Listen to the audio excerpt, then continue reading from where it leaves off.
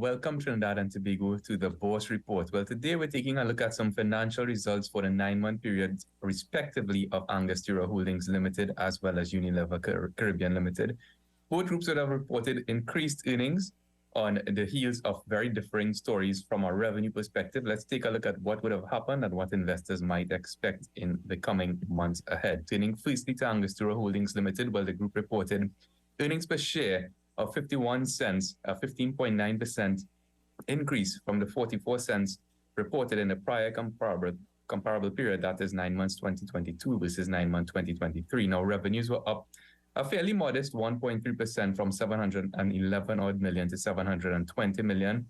Gross profits, meanwhile, increased 7.4% from 341 million to 367 odd million, certainly an improvement in their gross profit margins. Overall profits for the period improving at 16.5% odd from 89.6 million to just about 104 odd million dollars. So certainly good reading for Angostura investors or AHL investors. When we take a look at the revenue story, well, it has been one of consistent growth over the past few comparable periods, albeit in the most recent period, that 9 months of 2023, our revenue growth has slowed down a bit, just at 1.3% growth over the comparable prior period versus in 9 months 2022, for example, 16% growth in revenues, but still positive revenue growth and a positive overall trajectory since that 9-month period of 2019. When we take a look at the profit margins of Angostura Holdings Limited, or AHL, we can see that there's also been a trend of improvement,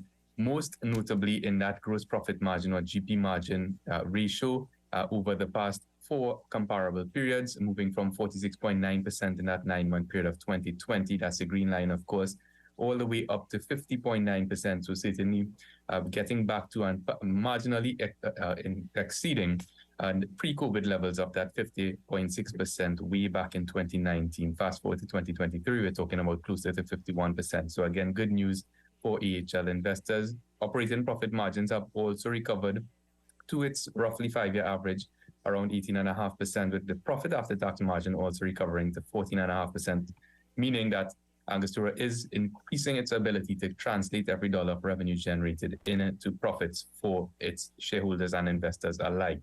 When we take a look at the trailing 12-month earnings per share figure, it seems that all is stable compared to 9 months of 2021 and 9 months of 2022 on a trailing basis. For 9 months 2023, that trailing 12-month EPS is around the same level, 78 cents per share. But with those improving profit margins, investors may be looking forward and thinking this could accrue into increased trailing earnings per share and forward earnings per share, which will ultimately benefit investors as well. But that PE ratio, or price to earnings ratio, remains elevated for now at around 28.4 times. So at that price of $22.16, Angostura, as mentioned, is trading at that price to earnings ratio of 28.4 times, which is above the sector average of 13.5 times, and offers investors a dividend yield of 1.6% compared to the sector average of 7.2%.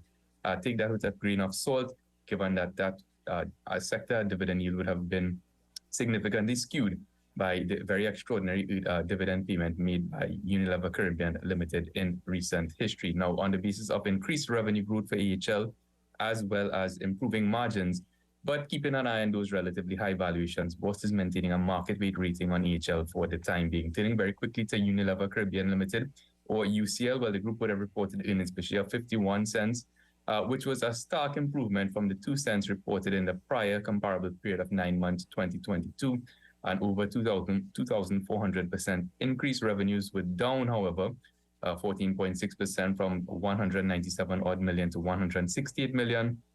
Gross profits also down from 85.3 million to 74.5 million, but the absence of the significant reduction in manpower restructuring or manpower costs rather would have led to an improvement in profit for the period from 0.5 million in 9 months 2022 to 13.3 million in the 9 months 2023 recently concluded period. Now, when we take a look at the revenue trend for UCL, it has been somewhat volatile, and that has been expected given the significant changes and restructuring that the organization, or reorganizing that the organization has been going through over the past few years, with the sales of some of its businesses and the corporate adjustments that would have needed to be undertaken during that time, aligned with those adjustments to its business model.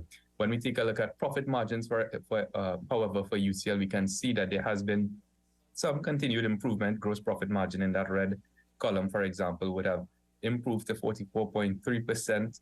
Compared to 43.3% in the prior comparable period of 9-month 2022. So again, improving some of those profitability margins. Operating profit margins, however, dipped just a bit from 12.9 to 12.3%. But importantly, that profit before tax margin improving from 1.2% to 12.2%, signaling some return to profitability or normalization of profitability for UCL in the most recently concluded period, and certainly UCL shareholders would be hoping that this continues into the future as well. Now, at a price of $11, UCL is trading at a price-to-earnings ratio of 12.8 times, slightly below the sector average of 13.5 times. So investors may be looking at UCL as a value stock, or starting to look at UCL once again as a value stock.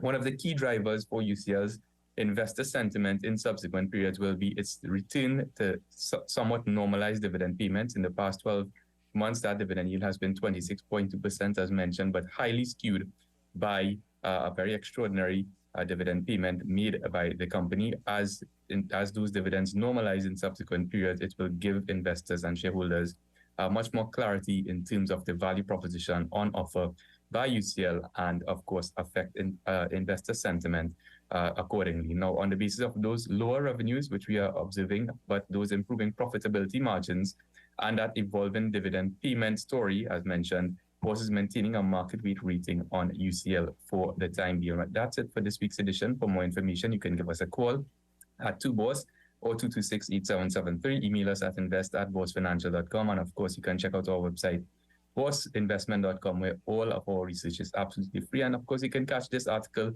in today's business section of the Trinidad and Tobago Guardian newspaper. Until next week, stay safe, happy investing, and we'll see you next time on the Bourse Report.